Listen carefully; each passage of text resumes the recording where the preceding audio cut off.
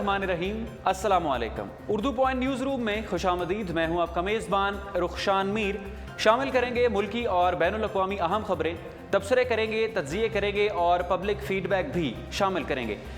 नाजरीन, 9/11 अटैक्स के मुबैना मास्टरमाइंड खालिद शेख मोहम्मद ने जनवरी 2015 में अमरीकी साबिक सदर बराक ओबामा के नाम एक ख़त तहरीर किया और इस ख़त को वाइट हाउस यानी बराक ओबामा तक पहुंचाया जाना था, मगर जेल इंतज़ामिया की जानिब से रुकावटें हायल की गईं और जब ये ख़त वाइट हाउस में पहुंचा, बराक ओबामा तक पहुंचा, तो उस वक्त बराक ओबामा एडमिनिस्ट्रेशन के आखिरी अय्याम चल रहे थे। इस ख़त का मतन क्या था? इस ख़त में बराक ओबामा के नाम क्या पैगाम भेजा गया? इस ख़त में खालिद शेख मोहम्मद ने बराक ओबामा को सांपों का सरदार भी करार दिया और कहा कि 9/11 अटैक्स के असल जिम्मेदार बराक ओबामा और बराक ओबामा जैसे आमिर हुक्मरान हैं। इस ख़त में मज़ीद क्या इंकशाफ किए गए, अपने प्रोग्राम में शामिल करेंगे। दाइश, दौलत Islamia, Islamic state of Iraq and Syria, Islamic state of Iraq and Leivand और मुतअद्दिद दहशतगर्द नामों से जाने जाने वाली ये तंजीम दाइश ने एक मरतबा फिर पाकिस्तान के कबायली इलाके कुरम एजेंसी में पम्फलेट्स गिराए हैं। इन पम्फलेट्स गिराने के पीछे क्या वजूहात थी, इसकी हकीकत क्या है? आपको याद होगा कि गुज़िश्ता बरस जनवरी में दाइश की तरफ से पम्फलेट्स तकसीम किए गए थे और पम्फलेट्स फेंके गए थे। गुज़िश्ता माह पारा चनार में हमला हुआ और उसमें 24 अफराद जाँ बहक हुए। इस हमले की कड़ियाँ भी कुछ लोग दाइश से मिलाने की कोशिश करते हैं। पहले गुज़िश्ता बरस तो इन पम्फलेट्स को सीरियस नहीं लिया गया, मगर इस साल अवाम में खौफ व हरास की लहर देखी जा रही है। तमाम अहम खबरें शामिल करेंगे, मगर सबसे पहले अफसोसनाक वाक़या जो कराची में पेश आया उस पर नज़र डालते हैं। ब्रेकिंग न्यूज़ है, आज कराची में बस और कार के माबैन तसादम हुआ है यूनिवर्सिटी रोड पर, जहाँ पर दो बसें आपस में रेस लगा रही थी। दो बसें ओवर स्पीडिंग का मुजाहरा कर रही थी और एक बस की ब्रेकें फेल थी। जिस बस की ब्रेकें फेल थी, सामने कार आई और वो बस कार से टकरा गई। इस अफसोसनाक वाक़या में इस नाअहली में 9 अफराद जाँ बहक हुए और इनमें एक तालिब इल्म भी मौजूद था। बस का ड्राइवर और कंडक्टर भाग गए, मौके से फरार हो गए, जबकि मेयर कराची वसीम अख्तर साहब फौरी तौर पर जाए वकुआ पर पहुंचे और कराची पुलिस चीफ ने यह बयान जारी किया है कि जल्द अज जल्द इस वाक़े की खोज लगाई जाएगी और इसके पीछे क्या नाअहलियाँ हैं, क्या इसमें गलतियां थीं, क्या जो बसेस के जो ड्राइवर थे क्या वो नशे की हालत में थे और ये रेसिंग क्यों कर रहे थे। जल्द अज जल्द इसके पीछे क्या नाअहली थी, उसका खोज लगाया जाएगा और आवाम के सामने पेश किया जाएगा। अपने प्रोग्राम का बाकायदा आगाज़ करते हैं पाकिस्तान के तालीमी इंफ्रास्ट्रक्चर से। नाजरीन, सबसे पहले तो ये बात काबिल गौर है कि किसी भी कौम को बनाने में सबसे ज़्यादा कलीदी किरदार जो चीज़ अदा करती है वो उसकी ग्रूमिंग है, वो उसकी एजुकेशन है। किसी भी कौम को तरक्की की राह पर गामजन करने के लिए मुख्तलिफ स्टेप्स हैं और तालीम उनमें से पहला स्टेप है। पाकिस्तान एक वेलफेयर स्टेट नहीं, यहाँ पर इलाज मुफ्त नहीं, यहाँ पर तालीम मुफ्त नहीं, मगर हादसा ये हुआ, घनौनी बात यह हुई कि लोग अपने पैसों से इस मुल्क में तालीम ख़रीदते हैं, प्राइवेट जामियात का रुख करते हैं, कॉलेजेस का रुख करते हैं, मगर उन पर भी हुकूमत की तरफ से बजाय इसके कि उनको रिलीफ दिया जाए, जो स्टूडेंट एक साल में 2 लाख रुपया फ़ीस पे करता है, बजाय उसके कि उस पर कुछ डिडक्शन हो, उसकी फ़ीस की अमाउंट को कम किया जाए, कुछ हुकूमत पाकिस्तान उसमें अपना किरदार अदा करे, उसकी बजाय 5% टैक्स लागू किया जा रहा है। ये इंतहाई अफसोसनाक बात है कि पाकिस्तान जैसे एक थर्ड वर्ल्ड कंट्री में, जिसका तालीम ज़ेवर होना चाहिए, तालीम असासा होना चाहिए, तालीम मुफ्त फराहम की जानी चाहिए, तालीम को एक टूल के तौर पर इस्तेमाल किया जाना चाहिए, वहाँ पर तालीम पर भी टैक्स आयद है। इसी हवाले से इस्लामाबाद में कुछ तालिब इल्म सरापा एहतजाज हैं और अपनी कैंपेन भी चला रहे हैं। उनका मौक़िफ़ ये है कि पाकिस्तान में प्राइवेट तालीम पर जो टैक्स आयद किया गया है उस टैक्स को ख़त्म किया जाए। आज ऐसे एक काबिल तालिब इल्म को हम अपने प्रोग्राम में बीपर के ज़रिए शामिल करेंगे, उनसे सवालात करेंगे वो ये कैंपेन कैसे और कब से चला रहे हैं। हमें टेलीफोन पर ज्वाइन करें मखदूम शहाबुद्दीन इस्लामाबाद से। अस्सलाम वालेकुम। अस्सलाम वालेकुम जी मखदूम, मेरी आवाज़ सुन पा रहे हैं आप? जी जी, आपकी आवाज़ आ रही है। अच्छा, उर्दू पॉइंट न्यूज़ रूम में आप इस वक्त लाइव आपको नाजरीन देख रहे हैं। हमें बताइए, जो कैंपेन आप रन कर रहे हैं इसका क्या मौक़िफ़ है, मकसद क्या है? जी जी बिल्कुल। सबसे पहले जैसा कि आपको पता होगा कि हुकूमत जो है वो एडवांस इनकम टैक्स की मद में 5% टैक्स जो है वो स्टूडेंट्स पर नाफिज कर चुकी है। तो देखें, दुनिया में कहीं थोड़ा सा लाउड भी बोलिएगा ज़रा नाजरीन को आपकी बात। जी जी, दुनिया में कहीं पर भी जो तालीम है उस पर टैक्स नहीं लगाया जाता। ये बिल्कुल एक अनयूजुअल सी एक्टिविटी है आपके आइन का जो कॉन्स्टिट्यूशन आर्टिकल है 25A, जी वो है राइट टू एजुकेशन। जी उसके मुताबिक और सुप्रीम कोर्ट की मुताबिक जजमेंट की खिलाफ वर्जी भी है ये जो टैक्स है। इसमें अब ये होता है कि ये जो टैक्स है ये एडवांस इनकम टैक्स की मद में लिया जाता है और उन लोगों को ये वापस मिल जाता है साल के एंड पे जिनका NTN नंबर है।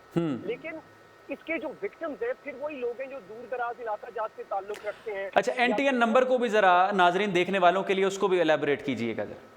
जी बिल्कुल, जो ऑफिशियल तरीके से एक टैक्स पेयर है या जो जिसका बिजनेस है और वो प्रॉपर तरीके से अपना जो टैक्स पे करता है उसे एक NTN नंबर अलॉट होता है, नेशनल टैक्स पेयर नंबर इसे कहते हैं। अच्छा, अब ये जो टैक्स नंबर है ये जिन लोगों के पास होता है उन्हें साल के एंड पे ये जो एडवांस इनकम टैक्स या विद होल्डिंग टैक्स है ये वापस मिल जाता है।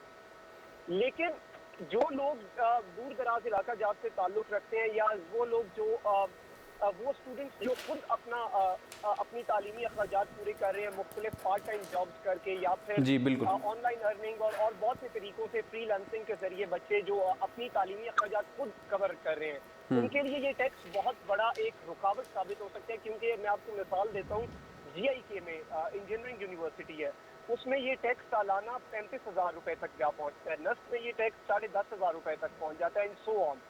तो इस टैक्स से कोई यूनिवर्सिटी महफूज नहीं है जिसका सालाना फीस 2 लाख से एक्सीड करेगी, वो उस यूनिवर्सिटी उस स्टूडेंट्स पर ये और उनके पेरेंट्स पर ये 5% टैक्स नाफिज कर दिया जाएगा।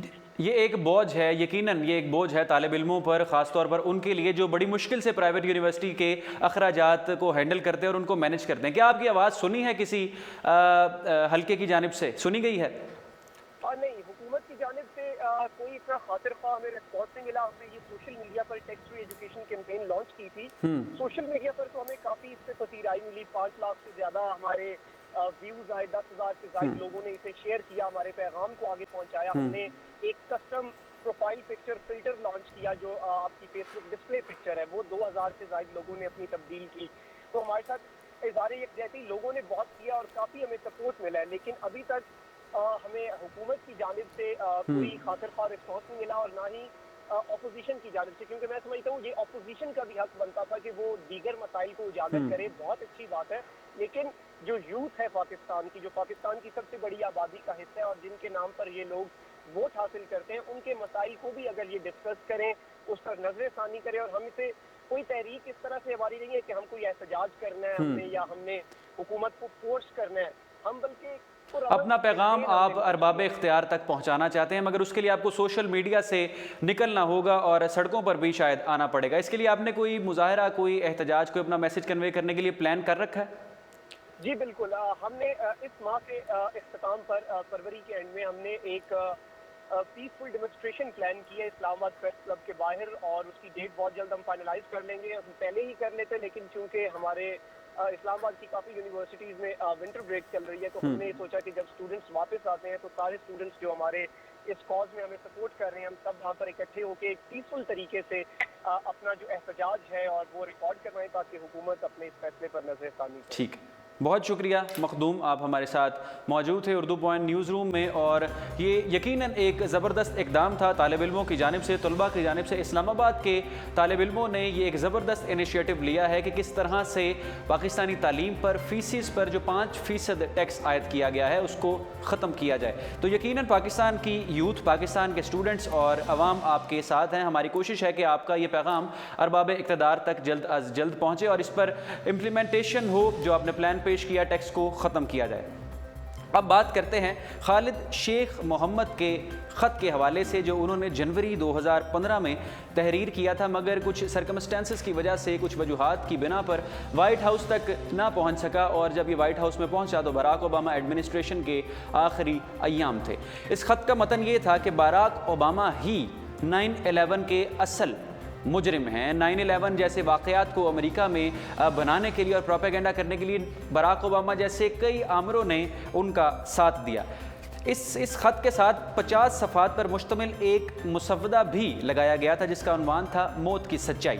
खालिद शेख मोहम्मद का कहना था कि मैं मरने से नहीं डरता, मैं उम्र कैद से भी नहीं डरता, मगर मैं सच का साथ देता हूँ। इस खत ने सोशल मीडिया पर एक खलबली सी मचा दी है कि बराक ओबामा का दौर तो नहीं था जब 9/11 हुआ, फिर खालिद शेख मोहम्मद ने बराक ओबामा के नाम ये ख़त क्यों लिखा।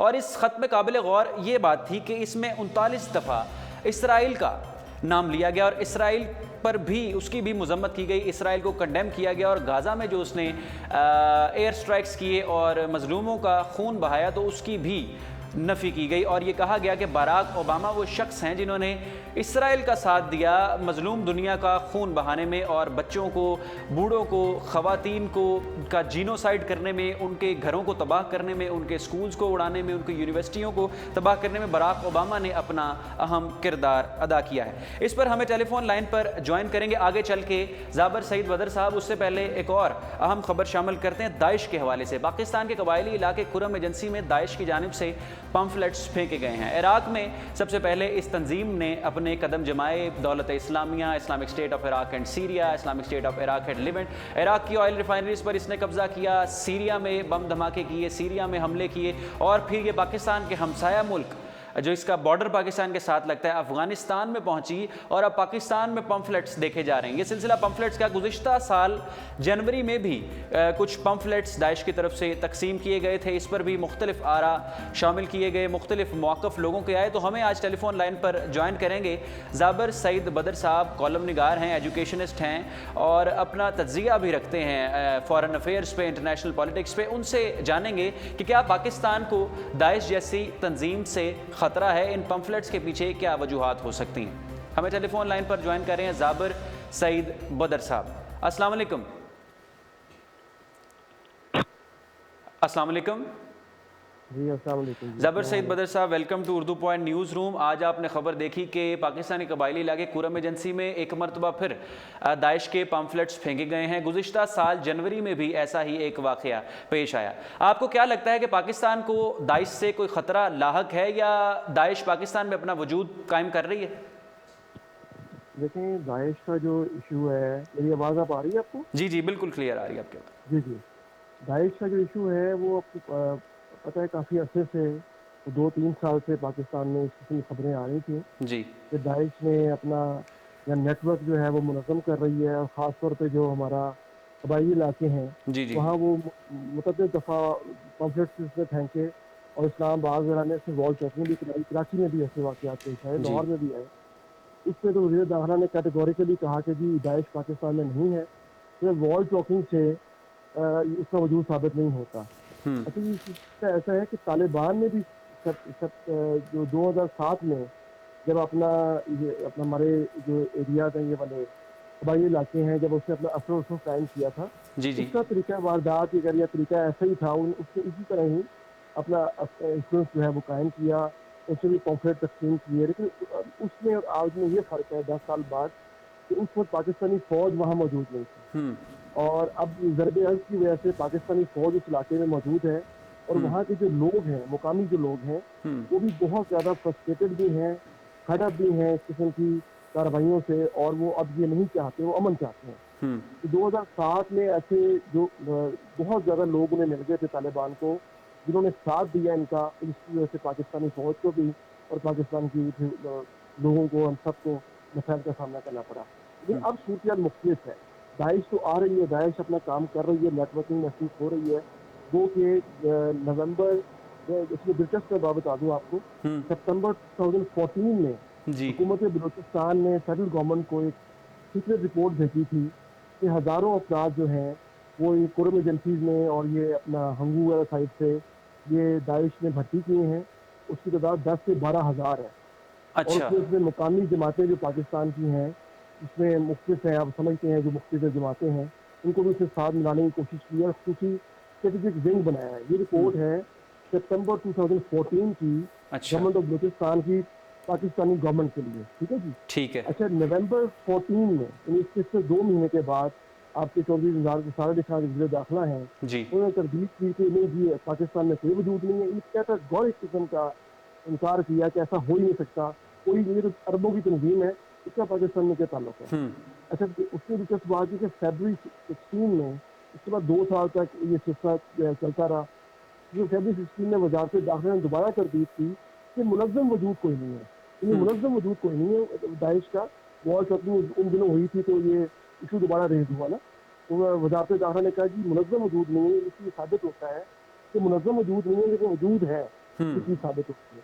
अच्छा, सितंबर 16 में जो असल जो सिचुएशन देखें, गौर कीजिएगा, सितंबर 14 में हुकूमत बलूचिस्तान जो है सेंट्रल गवर्नमेंट को कह रही है कि 10 से 12,000 अफराद जो दाइश ने भर्ती किए हैं पाकिस्तान, और वो दूसरी तंजीमों को भी अपने साथ मिला रहे हैं, अपने साथ भी मिला रहे हैं और उन्होंने स्ट्रेटेजिक विंग भी बना ली है। अच्छा, ठीक 2 साल बाद, पूरे 2 साल बाद, सितंबर 2016, जबकि 2 दफ़ा इस दौरान में वजारत दाखिला ने, जिसमें वजीर दाखिला ने खुद भी एक दफ़ा कैटेगोरी कंडेम किया, सॉरी इनकार किया इससे कि ऐसी चीज़ को ऐसा वजूद नहीं है। 2 साल बाद जनरल आसिम बाजवा जो थे आपके ISPR के इंटर पब्लिक रिलेशन के DG से साबित हुए हैं, उन्होंने पहली मरतबा इसकी मौजूदगी का एतराफ़ भी किया। उन्होंने कहा जी पाकिस्तान में इन्फिल्ट्रेशन की कोशिश कर रही है, उसके इन्फिल्ट्रेटर्स मौजूद हैं पाकिस्तान में, लेकिन सिक्योरिटी फोर्सेज ने उसको नाकाम भी बना दिया है और उस सिलसिले में कई मुकामी अफराद को भी गिरफ्तार किया गया है, जिनमें 25 गैर मुल्की अफराद भी गिरफ्तार किए गए हैं। ये हमें आसिम बाजवा ने ब्रीफिंग दी ISPR वाले ने, जो उस वक्त DG थे ISPR के ना, अब तो चेंज हो गए। तो जो दाइश की तरफ से आज पम्फलेट्स फेंके गए हैं, पाकिस्तानियों के लिए खतरे की घंटी है वो? खतरे की घंटी तो इस हवाले से है, हमें हम कह सकते हैं क्योंकि खतरा तो है, क्योंकि देखिए तालिबान को हम भुगत चुके हैं, तालिबान जो सेक्टर है वो सामने वो है, और पाकिस्तान जो है वॉर एंड टेरर और ये सारा सिलसिला हुआ, खुद उस धमाके और ये सारा सिलसिला है। अब हमें पता ही है, पाकिस्तानियों से बेहतर तो कोई नहीं जानता, जो हमने सबसे ज़्यादा भुगता है। इसमें आसिम बाजवा की मैं वही बात करूँगा कि उन्होंने कहा कि 1,000 रुपये वॉल चॉकिंग के लिए दिया गया पर वॉल चॉकिंग का, और मुकामी जरन पेशा अफराद को साथ मिलाया। इसका मतलब ये है कि नेटवर्किंग तो कहीं ना कहीं मौजूद है। अच्छा, 2 दिसंबर 2016 में वॉइस ऑफ अमेरिका ने भी इसकी तरदीद की कि पाकिस्तान में दाइश का असर बढ़ रहा है। उन्हीं दिनों ताहिर काजी साहब ने भी कहा कि दाइश का जो आइंदा हदफ है वो पाकिस्तान है, ठीक है ना, ये पाकिस्तान हो सकता है जी। अब ये दोबारा देखें, रिपोर्ट आज की आई है कि दोबारा कॉन्फ्रेंस फेंकी है उन्होंने कहा कि हम पाकिस्तान की जो खासतौर पर बेरा इस्माइल खान है और ये हमारा जो ये हंगू है, इसको और बड़ी एजेंसी है, कोरम एजेंसी है, इसको ना सिर्फ हम इसको निशाना बनाएंगे बल्कि अफगानिस्तान के बाद हमारा अगला हदफ जो है वो पाकिस्तान होगा। अच्छा, मजे की बात यह है कि अब लोग खौफजदा हैं वहाँ के। उसकी वजह यह है कि पिछले हमले, याद होगा गुज़िश्ता महीने जो है एक हमला हुआ था, इसमें 24 अफराद जहाँ भाग हुए थे इसी रीजन में, इस इलाके में। इसकी वजह से लोग कह रहे हैं कि अब ये कोई सिर्फ पॉम्पलेट की वजह से सिर्फ ज़ुबानी कलामी नहीं है, खुदा न खास्ता कोई ऐसा कोई वाक़या ना हो जाए। और ये थ्रेट तो है, परेशानी वाली बात तो है। हमारी एजेंसी को इसमें वगैरह अपना रोल प्ले करना होगा, हमें लोगों को अपना रोल प्ले करना होगा। लेकिन सबसे मेन जो बात ये है कि हमारे यहाँ जो इंतहा पसंदी जो है ना बढ़ती जा रही है, हमारे इर्द गिर्द में भी इंतहा पसंदी बढ़ती जा रही है, इसकी जो भी वजूहात हों।